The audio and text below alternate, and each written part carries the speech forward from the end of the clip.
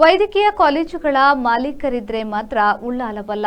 ಆದರೆ ಸ್ಥಳೀಯ ಶಾಸಕರು, ಆಟೋ ರಿಕ್ಷಾ ಚಾಲಕರು, ಕೊರಗ, ದಲಿತ ಸಮುದಾಯ, ಆಟೋ ಬಸ್ ಚಾಲಕರು, ಕಾರ್ಮಿಕ ಪ್ರತಿನಿಧಿಗಳನ್ನು ಕಡೆಗಣಿಸಿ ಕೇವಲ ವೈದ್ಯಕೀಯ ಆಸ್ಪತ್ರೆಯ ದಣಿಗಳನ್ನು ಕೂರಿಸಿ ನಡೆಸುವ ಸಭೆಗಳಿಂದಾಗಿ ಜನಸಾಮಾನ್ಯರ ಅಭಿವೃದ್ಧಿಯಾಗದೆ ಭೂಮಾಲೀಕರು ಹೆಚ್ಚಾಗುತ್ತಿದ್ದಾರೆ.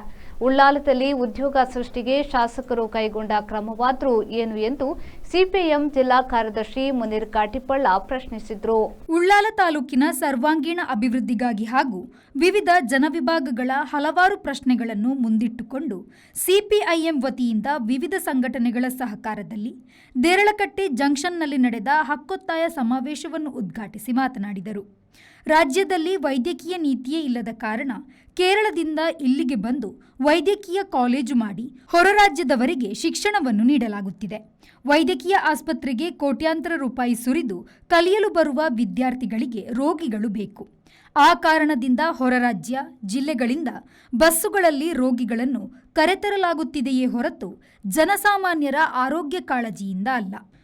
ಬಹಳ ಕಾಳಜಿಯಿಂದ ಉಳ್ಳಾಲ ತಾಲೂಕು ಮಾಡಿದ ಶಾಸಕರು ಅಗತ್ಯ ವ್ಯವಸ್ಥೆ ಕಲ್ಪಿಸದ ಕಾರಣ ಕೇವಲ ಶೃಂಗಾರಕ್ಕೆ ಸೀಮಿತವಾಗಿದೆ. ಹಿಂದೆ ಮಂಗಳೂರಿನಲ್ಲಿ ಅಧಿಕಾರಿಗಳು ಸಿಗುತ್ತಿದ್ದರು, ಆದರೆ ಈಗ ಉಳ್ಳಾಲದಲ್ಲಿ ಅಧಿಕಾರಿಗಳೇ ಸಿಗುತ್ತಿಲ್ಲ ಎಂದು ಅಸಮಾಧಾನ ವ್ಯಕ್ತಪಡಿಸಿದರು. ಮೀಟಿಂಗ್ ಜನರ ಜೊತೆ ಎಲ್ಲ ಬಡವರ ಜೊತೆ ಎಲ್ಲ ಗಲ್ಫಿಗೆ ಹೋದ್ರು ಕೂಡ ಅಲ್ಲಿಯೂ ಕೂಡ ಇಲ್ಲಿರುವಂತಹ ಸಾಮಾನ್ಯ ಯುವ ಜನರ ಜೊತೆ ಶ್ರಮಜೀವಿಗಳ ಜೊತೆ ಮೀಟಿಂಗ್ ಇಲ್ಲ, ಸಮಸ್ಯೆಗಳ ಆಲಿಕೆನೂ ಇಲ್ಲ.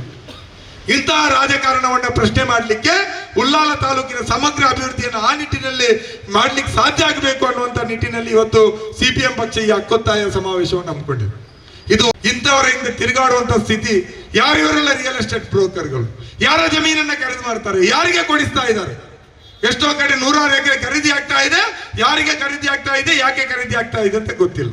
ಇನ್ನೊಂದು ಕಡೆ ಮಣ್ಣು ಮಾಫಿಯಾ, ಕೇರಳದಿಂದ ಈ ಕೆಂಪು ಮಣ್ಣು ಮಾಫಿಯಾವನ್ನ ಅಲ್ಲಿಯ ಸರ್ಕಾರ ಒದ್ದು ಓಡಿಸಿದೆ. ಅವರು ಬಂದು ಬಿದ್ದದ್ದು ಉಳ್ಳಾಳದಲ್ಲಿ. ಇಲ್ಲಿ ಏನ್ ಬೇಕಾದ್ರೂ ಮಾಡಬಹುದು ಅಲ್ವಾ? ರಾತ್ರಿ ಆದ್ರೆ ಒಂದು ಕಡೆ ಅಕ್ರಮ ಮರಳು ಟ್ರಕ್ಗಳು, ಇನ್ನೊಂದು ಕಡೆ ಅಕ್ರಮ ಮರಳಿನ ಟ್ರಕ್ಗಳು, ಇದು ಕೆಂಪು ಮಣ್ಣಿನ ಟ್ರಕ್ಗಳು, ಅವು ಆಗಲೇ ಓದಾಡ್ತದೆ 10 ವೀಲ್ ಟ್ರಕ್ಗಳು. ಎಲ್ಲಿಗೆ ತಗೊಂಡು ಹೋಗ್ತಾ ಇದ್ದಾರೆ ಈ ಮಣ್ಣನ್ನ?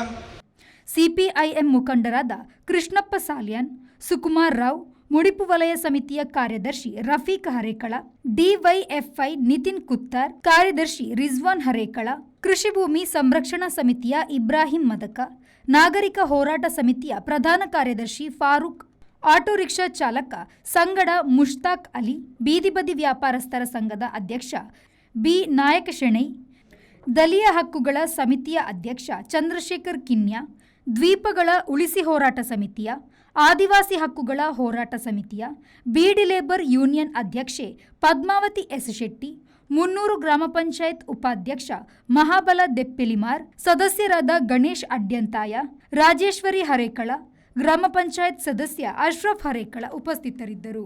ಸಿಪಿಐಎಂ ಉಳ್ಳಾಲ ಉಸ್ತುವಾರಿ ಸುನಿಲ್ ಬಜಾಲ್ ಸ್ವಾಗತಿಸಿದರು. ವಿದ್ಯಾಧರ್ ಶೆಟ್ಟಿ, ವಿ4 ನ್ಯೂಸ್, ಉಳ್ಳಾಲ.